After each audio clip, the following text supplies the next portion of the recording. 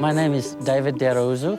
I was born in Dili, East Timor, which is the capital of East Timor. We came to Australia because I was awarded Australian Development Scholarship to pursue my tertiary degree doing Bachelor of Humanitarian and Community Studies. Being able to go outside and travel out of Timor, seeing the big picture of the world is very exciting. How are you going today? We live with my cousins, and that's what makes us feel like we're home away from home. Darwin is pretty much the same like Dili in terms of the weather, the culture, the food that we eat. We have a big Timorese community here that is very supportive. They're willing to help us. Today I'm doing my first long road trip. From Alice Springs to Uluru is about 450 k's. This was my first time coming out to the outback since 3 years being in Australia. So I didn't know much about what I expected to see. It's very different to where I come from because Timor is such a small island and it's very mountainous. My first stop was at Jim's place. I had to refuel my car.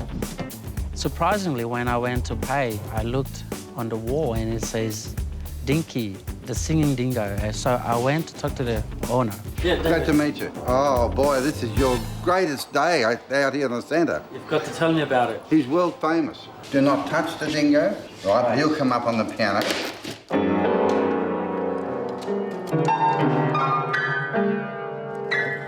What I'm going to do is make a noise.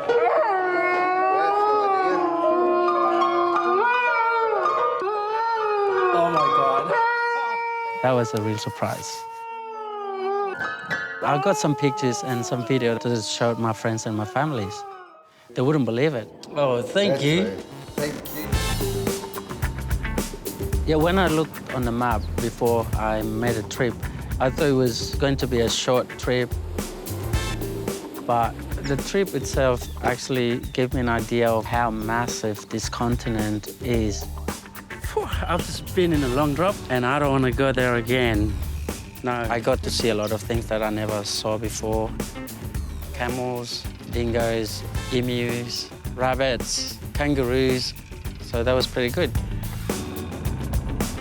It was such a long way driving. It was 7 hours from Alice Springs to Uluru. Look at that. That is magnificent.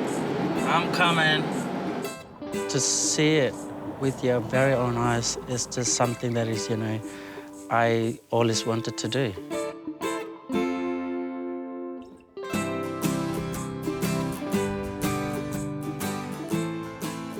I felt amazed by the number of people that actually turned up to watch the sunrise.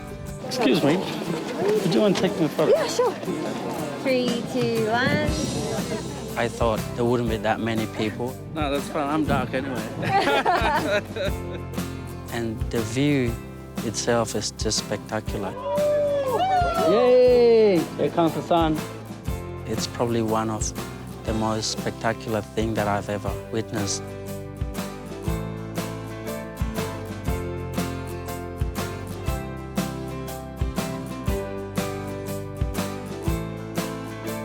Yeah, my plan of driving from Alice Springs to Uluru was to climb up the rock. No, we don't climb. But as soon as I got here, I got to learn that climbing the rock is actually not recommended. And I was surprised because that's actually one of the expectations that I had in mind. I went straight to the information centre and met Vanessa. She's one of the rangers. The Anangu have lived here for tens of thousands of years and have practiced their culture over that time. There are a lot of strong associations with their spiritual beliefs around Uluru. And so I had no knowledge at all about the cultural thing around the rock and the Aboriginal people before I came down here. So is it climbing the rock considered as something that is disrespectful. So Anangu do prefer people not to climb the rock. They don't climb themselves. They would prefer people to take the other opportunities that are available in the park.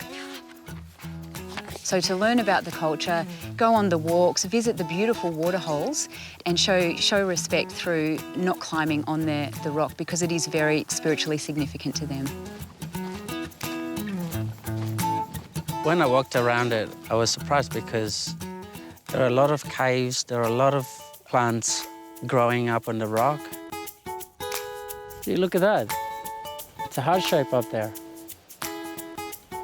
Just to see the beauty around the rock itself, the sacred sites that Indigenous people believe, the wildlife around that you can actually see while you're walking around the rock, it's just beautiful. I can feel the rock. It's cold. Well, before, when I learned about the rock through internet, it was just pretty much like a tourist spot, and that's about it. But in fact, when I came down here myself and get to see it and get to touch it and get to feel it, it makes me appreciate more. Well, actually, there are a lot of things that you can learn about Aboriginal culture. There's a cultural centre. It's got a lot of things that you can observe and you can read. And also you can talk to the local people.